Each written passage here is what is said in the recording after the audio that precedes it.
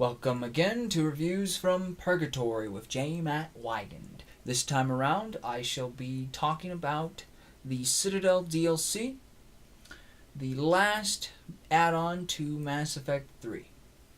So it starts off with Shepard receiving Anderson's apartment on the Citadel. It's a very nice place, as you can see here. And, there's little tidbits about Anderson all around the apartment that help develop his character a little more, which was very nice. And it is from this apartment that the rest of it launches. So from there, you get a message that Joker wants to meet with you. And you go out to meet Joker for drinks, and Joker also received a message like that, so obviously it's an ambush, and Shepard gets attacked by unknown mercs, and the story launches. Now, the main story here is, it's pretty weak. It's very cheesy a lot of the time. And the whole Citadel DLC, the main story anyway, is really over the top, like a buddy cop movie or something. You could even go so far as to say it kind of breaks the fourth wall, like it's talking to the audience. Not directly, but indirectly. It's not like Shepard literally turns and looks at the camera. Maybe it's, I should go. I should go. I should go. You could say that it makes a lot of attempts at humor, but usually fails at a lot of these attempts. It's trying too hard to be funny in the main story, and so it feels a little forced at times. But it does have its moments. Then we'll find our own way in. Gear up and let's...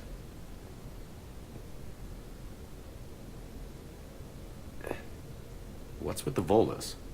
Oh, pizza delivery guy. I got the munchies. Double pepperoni. It introduces a new character by the name of Brooks. She's kind of interesting, but ultimately not the best character they've introduced over the years. And of course it's got the cheesiest plot twist ever. You'll roll your eyes at it. I won't spoil it, but it's really awful. You know, soap opera like. I liked the archive scenes in this main story, though it does feel like it's a missed opportunity for better glimpses of the past. What they do is they used known events, like the Genophage, First Spectre, destruction of AIs, the Asari finding the Citadels, things like that. These are known events. They just they do a little twist on them, which is kind of nice. But ultimately, you could have done completely unknown events, like the secret actions of various Spectres, conspiracies you never knew existed, things like that. Really more interesting ones. So addressing the gameplay in the Citadel DLC, there was a nice sort of different style to this casino section where you were trying to infiltrate the place. Reminded me a little bit of the Kasumi mission where you had to kind of play around at the party a bit to get the job done. Most of the gameplay was pretty standard though, just shoot and use cover and all that. And it was actually really weak. The AIs were really dumb in this part, and combat was really easy. You just kind of plow through enemies. The only ones that slow you down might be the guys with the shields. Anyway, you have a couple places where all squad mates participate in it. That was kind of interesting. That makes it even more easy.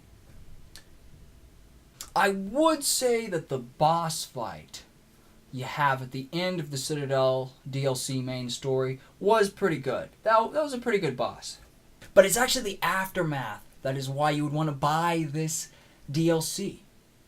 After you defeat the main story, you have a party with most of the characters from the series. At least the ones you would really care about. It's kind of cheesy, but it worked better than the main story. And ultimately it was kind of bittersweet. It's exactly what we, the fans, wanted. To really have something about the characters. Whether it's Jack, table dancing, you knew that was going to happen. Or Grunt acting as the gatekeeper to the party, keeping the riffraff out. It's just kind of awesome. Or like this here. I like the way the colors blend and the depth of the... Actually, I have no idea what I'm saying. It makes me feel uneasy, like when you're alone in the dark, lying in wait, and a cold wind brushes across your face like the kiss of death. You are a complicated individual, Aid Masani. You bet your sweet Asari ass. Robin Sachs, rest in peace. We'll miss you. Fight bravely. You cannot harm our ships. They continue to try. Whether they fight or not, they know they will die anyway. So really, is this bravery or simple desperation? Getting back to the review here. Every character has like a final scene. It's not just this party. There's like a scene for every character. And they're kind of like little elegiac moments. They are a reminder of why you like this or that character. They're not all great, but for the most part, they're very strong. And in case you're wondering, no, they do not show Tali's face if you're romancing her. Perfect time to do it, still didn't do it. As an aside, I have to say, I don't know what triggers these scenes. My character was an import from Mass Effect 2 who had been started in Mass Effect 2, not Mass Effect 1. So maybe that's part of why not everything was triggering. A lot of these added scenes, I had to look them up online. I did not see like Samara's scene or Grunt's scene, or why didn't I have the funeral for Thane Krios? I don't know. I don't know what triggers these things. My advice to anyone who either buys or doesn't buy this DLC is you should probably still look up the scenes because they're very good. And if you didn't buy it, then you'll see a whole bunch of scenes and you just get to see what you need to, what you want to. And if you did buy the DLC, chances are you missed some stuff. Especially romance scenes. Obviously, you'll just see the romance scene with whichever character your player is involved with. Hopefully, players will figure out what enables these added sequences, what triggers all these cutscenes. It seems to be if you did their mission, but not always, because I didn't have like the bonus scene for Jack or Samara or Grunt, and I did their side missions. I don't know what triggers it. But hopefully we'll figure that out, and I will post it in the details of this video if I figure it out, or if I find some links to it. I might even throw together a little video that explains the triggers, a minute or two, and just is mostly text. That having been said, it really closes off the Mass Effect universe very well. Gives you closure for characters, even though it doesn't show what happens after, say, the Catalyst stuff. It gives you kind of a moment of closure for each character, and that's nice. Finally, the extra content. There was so much great added stuff in this DLC. Just great bonuses. First of all, obviously there are new weapon mods, war assets, armor sets, weapons, missions as well. I won't go into detail. Go to the link in the details. You'll see the stuff there summarized. You can customize the apartment you get. Aren't these couches a lot nicer than the ones there originally? Yeah, they're way better. Way better. Now, some of that stuff's a little lame, but what you also have is 6 minigames. Something that was strangely absent from Mass Effect 3. But now, you have 3 in the casino. You have Varen races. You have Quasar returning. It was in Mass Effect 1. It's a little fancier looking now. You also have Roulette, which functions just like Roulette in real life. You can bet on easy things or more unlikely things and get more money.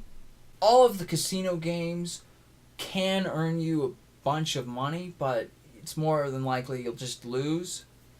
You also have 3 games in the arcade. Now, I don't know the specific names off the top of my head right now, so I'm just going to call them the Claw Machine,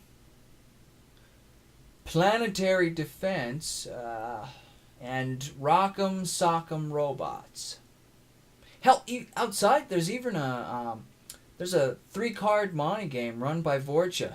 Yeah, it actually functions. You can actually click and I always pick the wrong one, bastards. Is that Commander Shepard losing at 3-card Monty? Wow, how the mighty have fallen. But the big, obvious one, the elephant in the room, is the Armax Arena. Now, it is a lot like the Pinnacle Station from Mass Effect 1. You're able to fight various foes in the arena with your squad mates by your side. The Reapers, the Gath, Cerberus, the Collectors, even mirrors of yourself.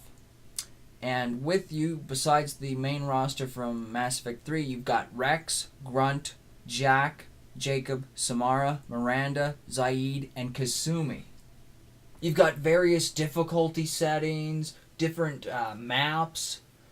There's a lot of customization here, although it is kind of horde mode. The AIs appear in waves, and each wave sometimes have multiple spawns. But anyway, they're pretty good AIs, I would say that. The arena is a challenge. Remember how I said the main story is really easy? Not so much with the arena. In fact, I couldn't defeat the mirrors on hardest level. They kept kicking my ass on the second round. So clearly, there's some replayability there. You'll have some challenges. You earn prizes. Those are kind of nice. Mostly they just kind of expand what you can do in the arena. Add extra characters, new maps, challenge settings, things like that. You can also cash in prizes for credits. Bottom line here is that though the main story is lacking, it's weak, you can still see their good intentions, and ultimately it's about everything else. It's about the aftermath. It's about all those extra scenes with every character you liked. And it's about all the extra content with mini games, with the Armax Arena. That is all really great and makes this a strong final DLC from BioWare. I think you should check it out. Really think about getting it. If not, just look up the scenes online. They are really great. There are 2 people in the description. I've linked to their channels. They both have a lot of videos from this Citadel DLC. So check them out. Until next time, this has been Reviews from Purgatory with J. Matt Wygant. You folks have a nice day.